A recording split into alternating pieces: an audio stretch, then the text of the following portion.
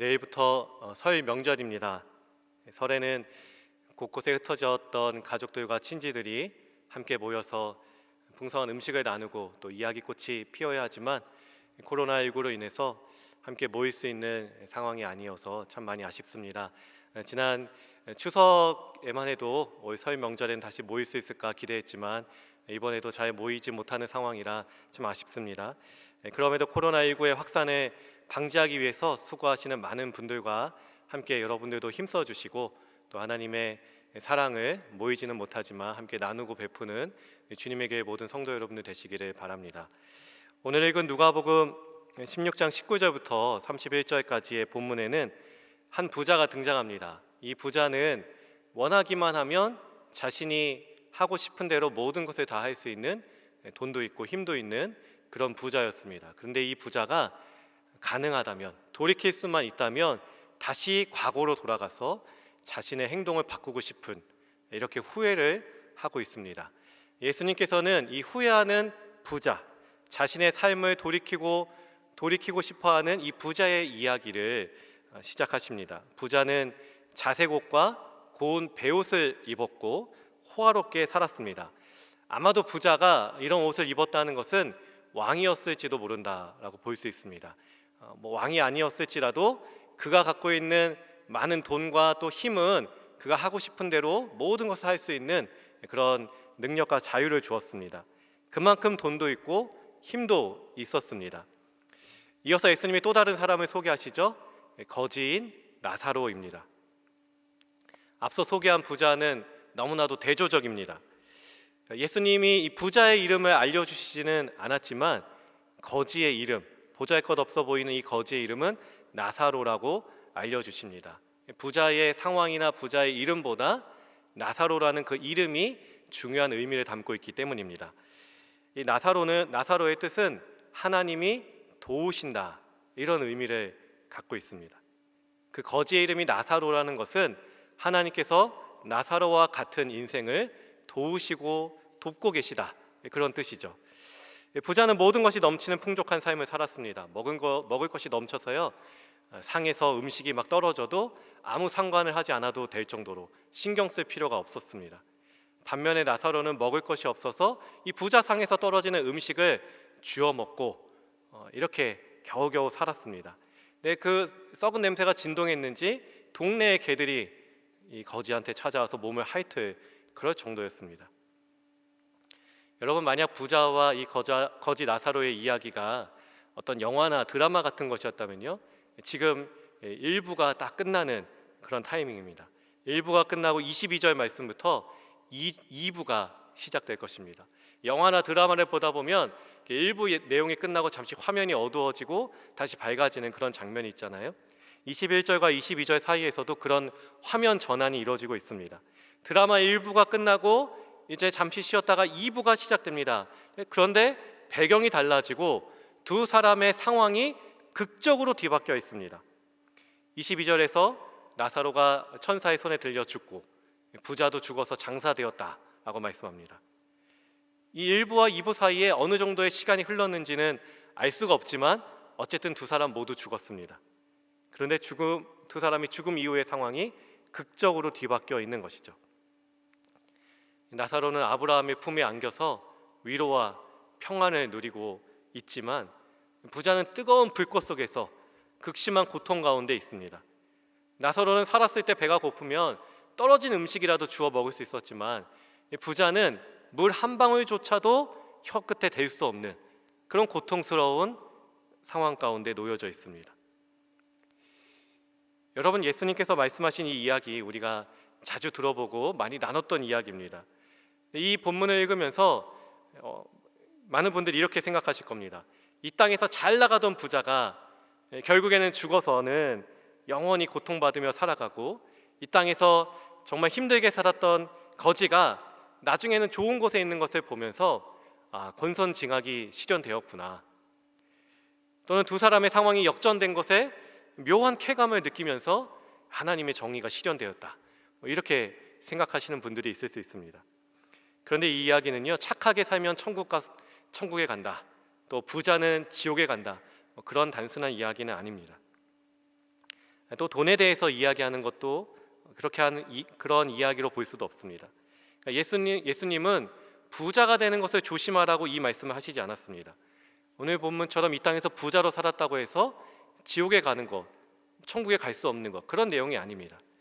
어떤 분들은 또 이렇게 말씀하시더라고요. 어차피 부자는 지옥에 가고 가난하면 천국에 가니까 이 땅에서 가난하게 사는 사람들 도와줄 필요가 없어요. 가난하게 살다가 어차피 죽으면 천국 가잖아요. 도울 필요가 없어요. 이런 말씀을 하시는 분들도 있습니다. 예수님이 그런 교훈을 주시려고 이 이야기를 하신 게 아닙니다. 이 말씀은, 이 본문은 비유인데요. 비유라는 것은 우리가 본문을 읽으면서 이게 실제와는 좀 다르다, 실제와 비유를 잘 구분할 수 있어야 한다는 것입니다. 물론 우리가 이 말씀처럼 천국에 가면 아브라함의 품에 안길 수 있습니다. 저도 안기고 싶습니다. 또 아브라함의 품에 안겨서 궁금하고 물어보고 싶은 것이 참 많이 있어요. 그래도 기왕에 안긴다고 하면 아브라함 품보다는 예수님의 품에 안기고 싶습니다. 하지만 이 부자와 나사로 이야기는 실제 일어났던 사건이라기보다는 비유로 말씀하신 것이죠. 여러분, 이 말씀이 우리가 죽음 이후에 사후세계를 보여주는 어떤 그런 실제의 그림이라고 생각한다면요, 저는 나사로가 있는 이 천국에는 별로 가고 싶지가 않습니다. 천국에 있는 아브라함 그리고 지옥에 있는 부자가 서로 이야기를 나누고 있잖아요. 물론 그 사이에 큰 구렁텅이가 있어서 서로가 서로에게 갈 수가 없는 상태이긴 하지만 서로가 서로를 볼 수가 있고 또 서로의 목소리를 들을 수가, 이렇게 대화까지 나누고 있습니다. 그러니까 아브라함과 나사로는 무엇을 보고 있는 거죠? 부자가 물 한 방울도 마시지 못한 채 불꽃 가운데서 고통스러워하는 것을 이렇게 지켜보고 있는 거예요. 여러분, 만약 우리가 천국에 갔는데요, 우리가 구원을 받아서 천국에 갔는데 이 땅에서 내가 사랑하던 사람, 아끼던 사람, 좋아하던 사람이 미처 예수님을 믿지 못하고 천국에 오지 못했어요.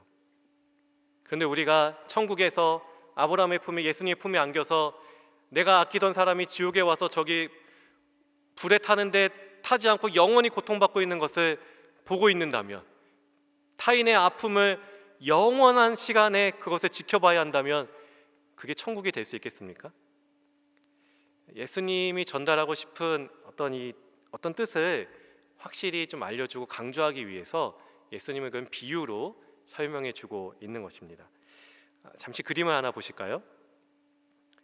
이 그림은요, 구약 시대에 유대인들이 생각했던 우주의 모습, 지구와 우주의 모습을 그린 것입니다. 땅 아래에 보면 스올이라고 하는 곳이 있죠.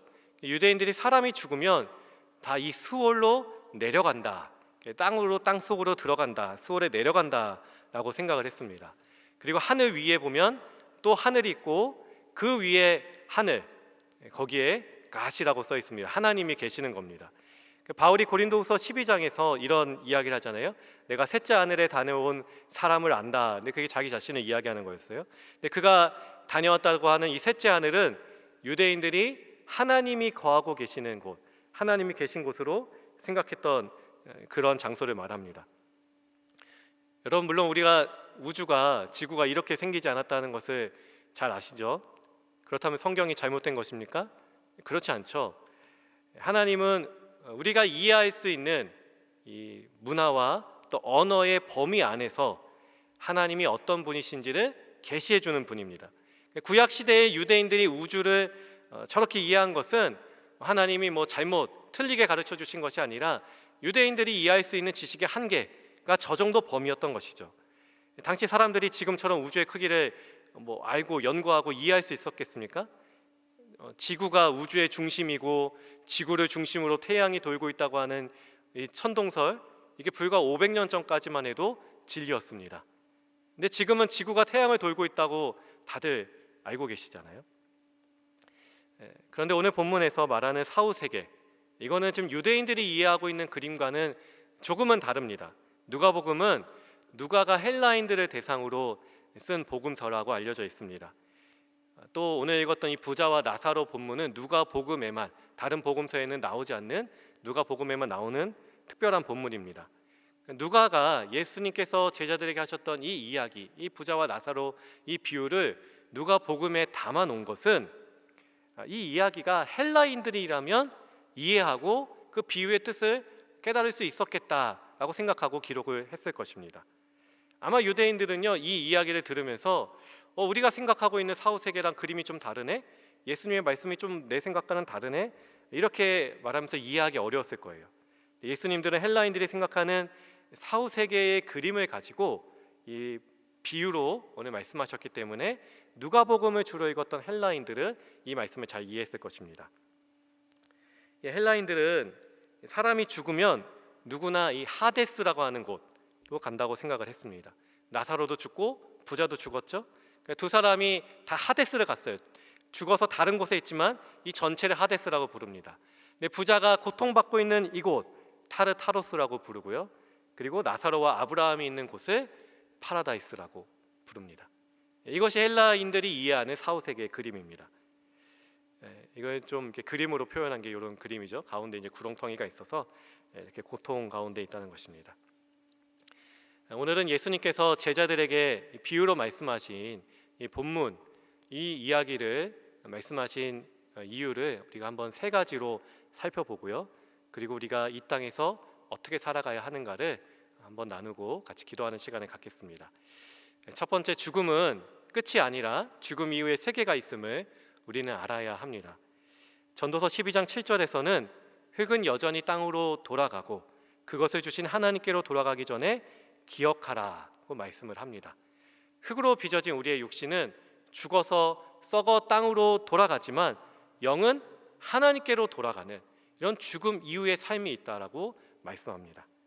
또 시편 89편 48절은 이렇게 말씀합니다. 누가 살아서 죽음을 보지 아니하고 자기의 영혼을 수월의 권세에서 건지리까. 그러니까 이 세상의 어느 누구도 죽음을 보지 않고 이 죽음의 권세 아래서 자유로울 수 없다는 것이죠. 죽음을 다 거쳐야 한다는 뜻입니다. 이처럼 누구나 죽음을 맞이하지만 성경은 죽음이 끝이 아니라 죽음 이후에 또 다른 삶이 있다라고 말씀을 합니다. 히브리서 9장 27절에서는 한 번 죽는 것은 사람에게 정해진 것이요 그 후에는 심판이 있다라고 말씀을 합니다.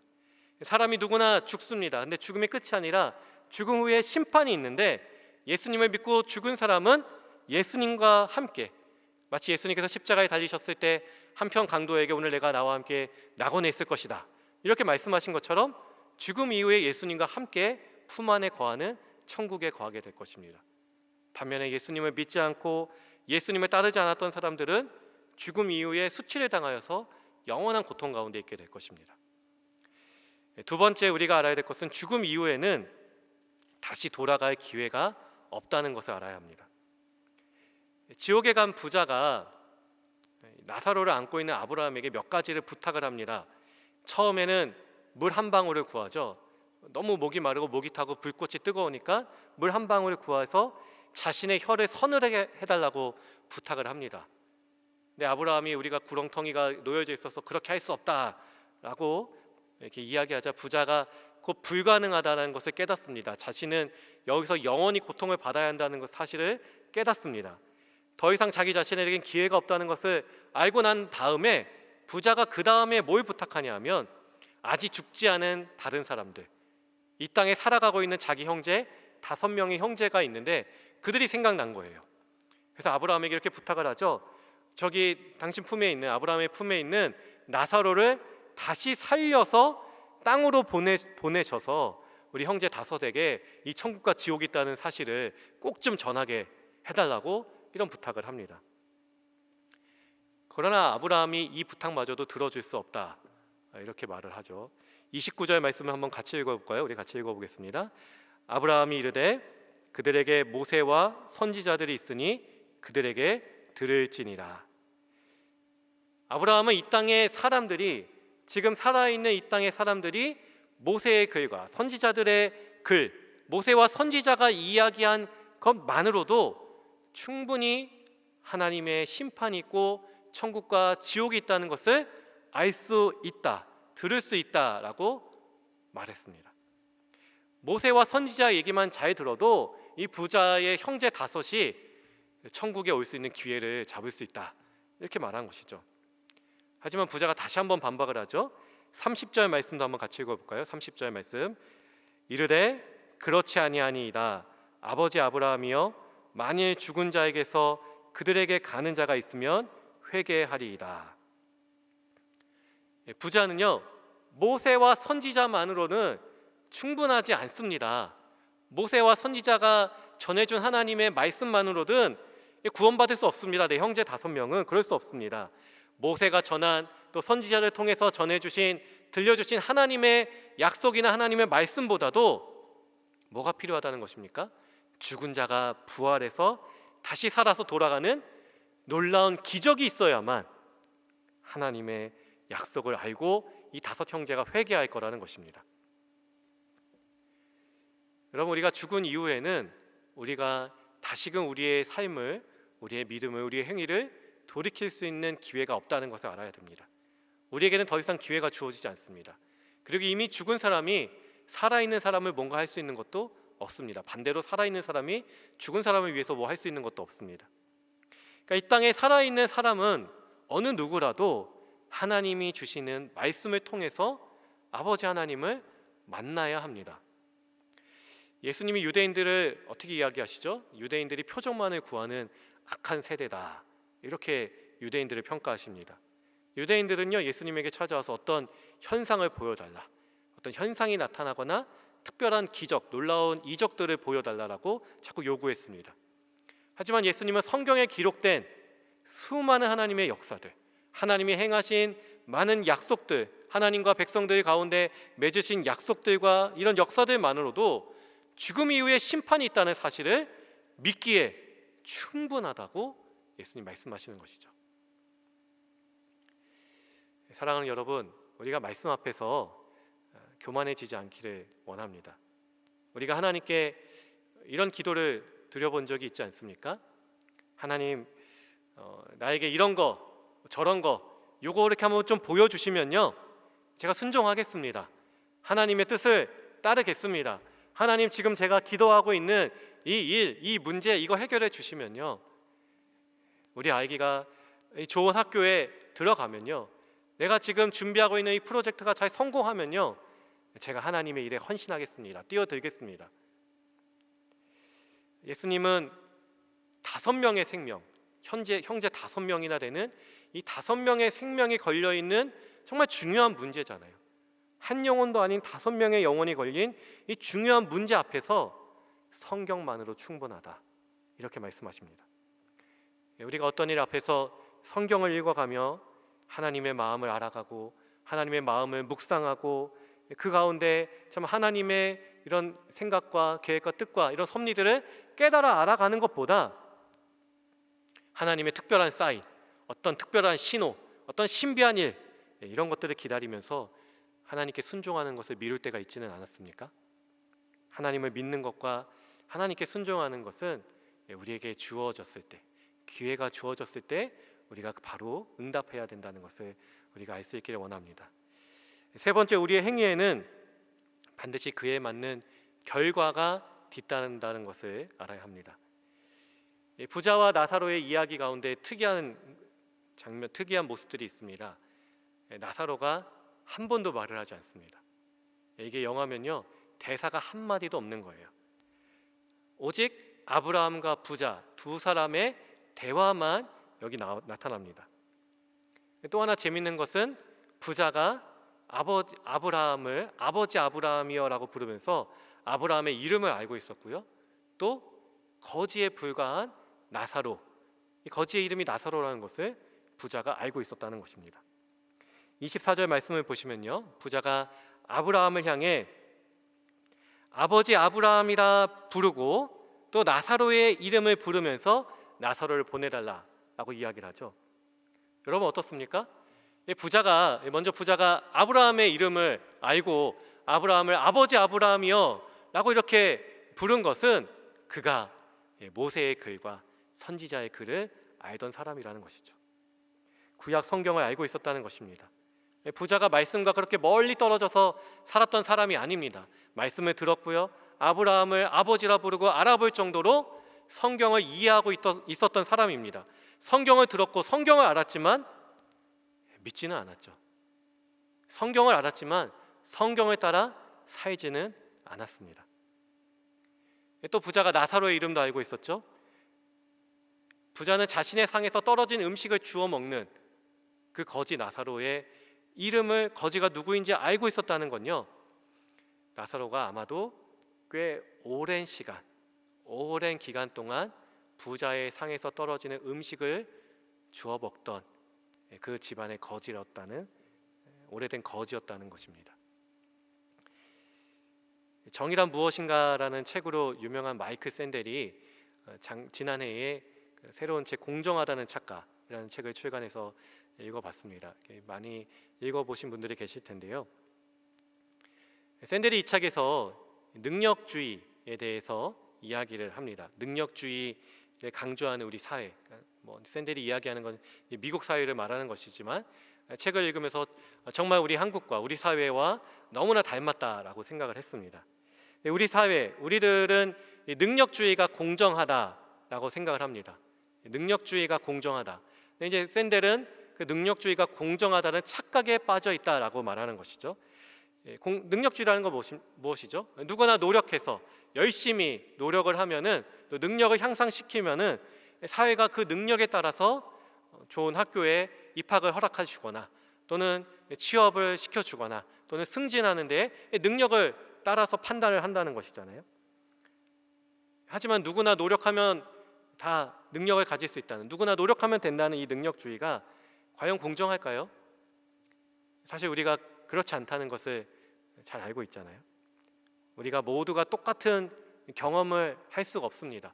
누구나 똑같은 출발선에서 시작을 하지 않고요, 누구는 걸어가지만 누구는 달려가고 누구는 비행기를 타고 갈 수도 있습니다. 우리가 그렇게 살아가고 있다는 것을 다 알고 계실 거예요. 출발선이 각각 다르고 도전하는 기회도 다르고 실패했다가 포기하거나 누구는 다시 도전할 수 있는 여유가 있거나 이런 차이가 있다는 것을 압니다. 샌델이 우리 사회가 이런 것들이 다르다는 것, 이것을 특별히 문제로 지적하기보다는요, 다만 능력주의로 인해서 우리 사회가 경계해야 할 것, 우리가 주의해야 할 것은 무엇이냐, 우리가 가장 우려되는 것은 무엇이냐, 그것은 능력의 싸움에서 이긴 승자가 오만한 태도에 빠지기 쉽다는 것입니다. 그리고 또 하나 우려하는 것은 능력의 싸움에서 뒤처진 패자는 그 실패를 자기 탓으로 돌리고 죄책감에 빠지고 자기 스스로를 무가치한 사람으로 여기며 살아간다는 것이죠. 능력주의의 사회 가운데 승자의 오만과 패자의 굴욕이라는 이런 우려스러운, 걱정스러운 모습들이 있다라고 이야기를 합니다. 부자가 거지의 이름이 나사로라는 것을 알고 있었잖아요. 그만큼 오랫동안 나사로가 자신의 집에서, 자신의 상에서 땅이 떨어진 음식을 먹고 있는 모습을 부자가 보아왔습니다. 그리고 나사로의 몸에서 상처가 나서 고름이 나고 그 냄새 나는 것을 동물들이 와서 핥고 있는 것을 부자가 지켜보았어요. 그러나 부자는 나사로를 돕지 않았습니다. 부자가 아마 이렇게 생각했을 겁니다. 누가 가난하래? 누가 아프래? 자기가 노력하면 자기 몸을 잘 돌보면 아프지 않을 수 있잖아. 열심히 일했으면 떨어진 음식 먹으며 살지 않아도 되잖아. 부자는 마치 능력주의 사회에서 성공의 오만에 빠져 있는 그런 사람과 같습니다. 그는 자신이 부자가 되고 건강한 것은 모두 자기 자신의 능력 때문이다, 내 힘 때문이라고 생각을 했습니다. 내가 열심히 해서, 내가 노력을 해서, 내 능력이 좋아서 내가 이만큼 온 거야.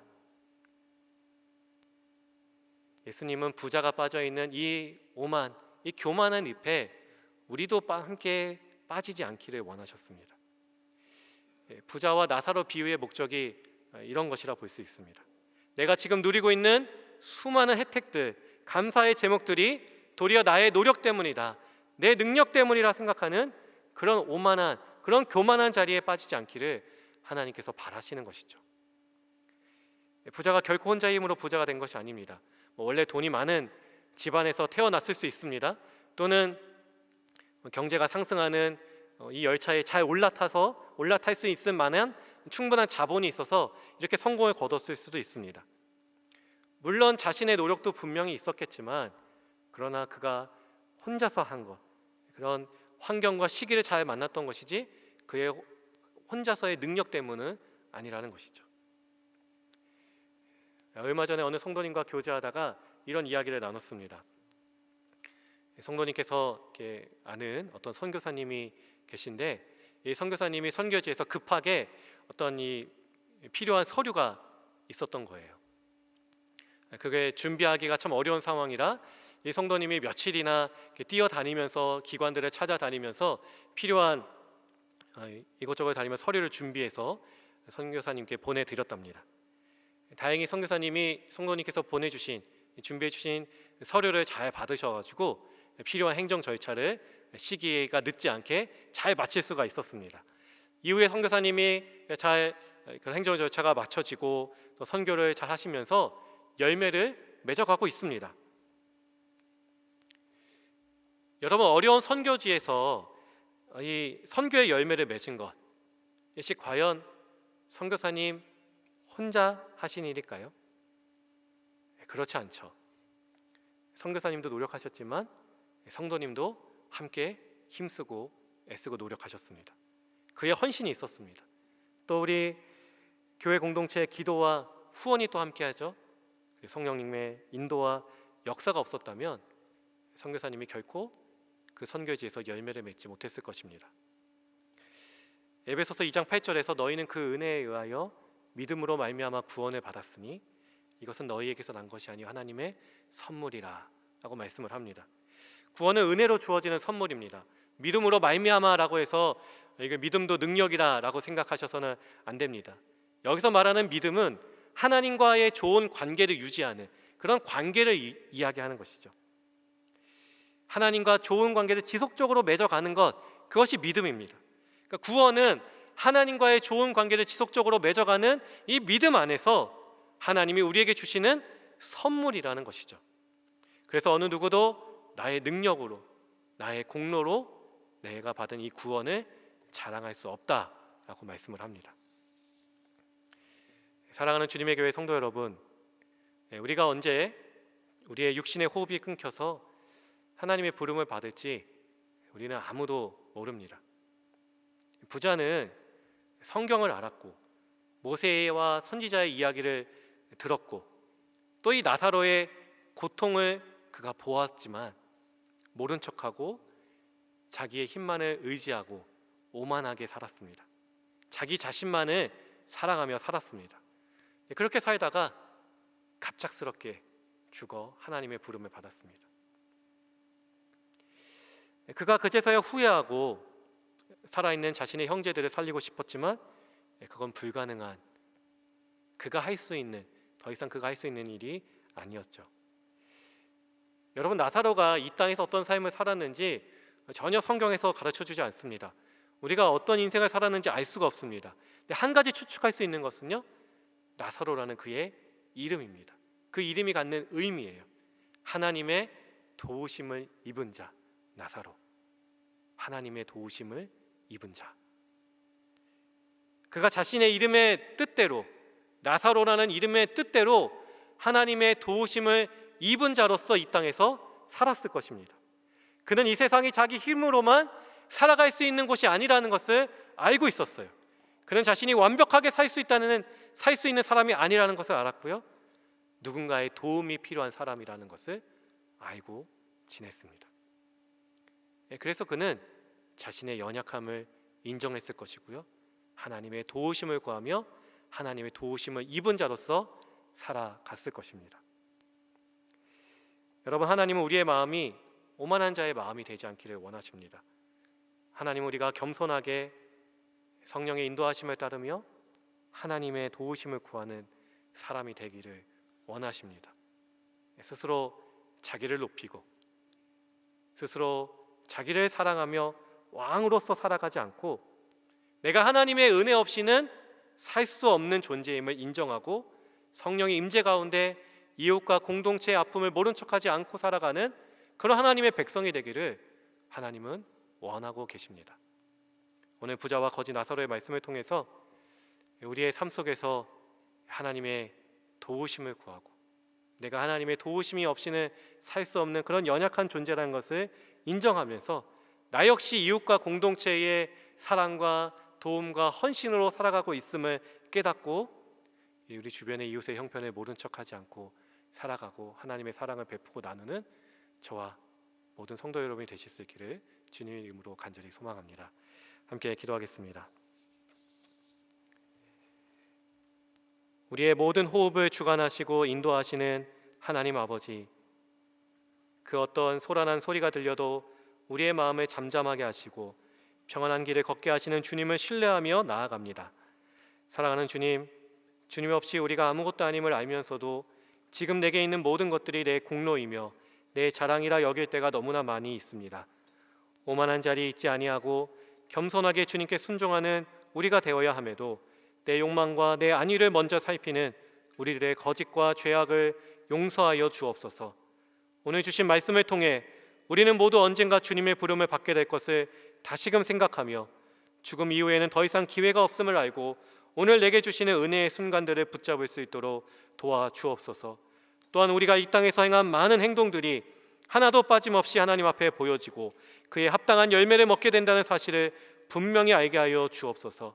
내게 주신 것에 감사하며 이웃의 형편을 모른 척하지 않고 은혜를 베풀고 나누다가 주님의 부르심을 받고 주님 품 안에 안기어 영원한 안식을 누리도록 인도하여 주옵소서.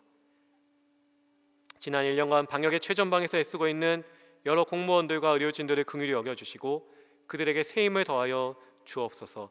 또한 내일부터 시작하는 설 명절 기간에 주님께 받은 은혜에 감사하며 주님의 사랑을 이웃들과 함께 나누도록 인도하여 주옵소서. 우리의 영원한 생명이신 예수 그리스도의 이름으로 기도드립니다. 아멘.